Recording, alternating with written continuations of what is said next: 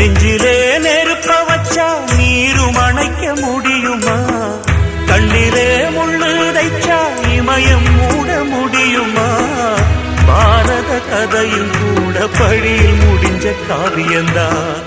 இருப்பதும் இறப்பதும் அந்த இயற்கையோட கையில, இருப்பதும் இறப்பதும் அந்த இயற்கையோட கையில. நான் மறைஞ்ச பின்னும் நிலைப்பது என் உயிர் எழுதும் கதையில.